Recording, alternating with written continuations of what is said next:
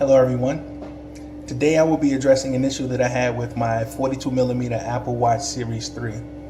I purchased this watch a few weeks ago, and from what I understood, when you unlock the watch, you see it's locked. When you unlock the watch, if it goes off and you put it back on, it's supposed to stay unlocked. Mine wasn't doing that. Couldn't figure it out. I went online looking for an answer. I went to the Apple store. No one seemed to know what the problem was. I almost mailed the watch back, but then I came across a fix online, and I'm going to show you that fix today. So what we have here are epoxy bottle cap stickers. Ideally they should be 20mm. These are only 15. I couldn't find a 20.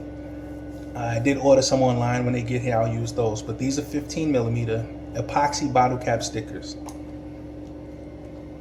Now how it goes is you take one of the stickers and you place it over the sensor on the back of the watch like this.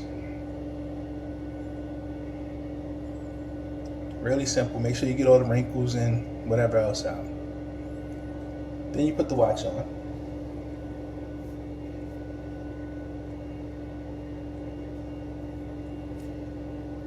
Make sure the watch is on secure.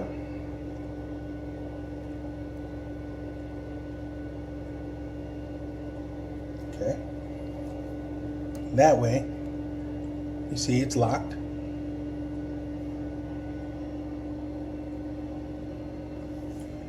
Now when you wear the watch and the screen goes off, it stays unlocked.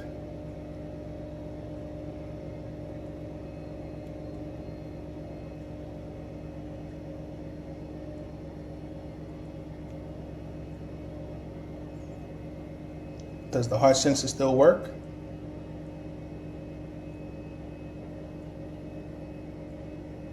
Yes.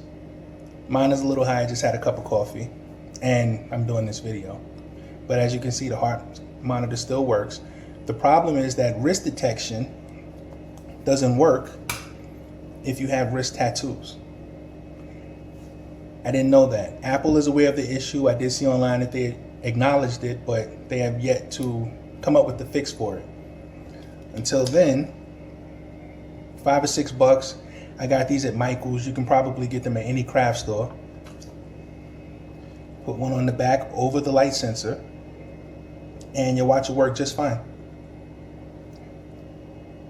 You see it here, you saw me do it, so you know that it does work.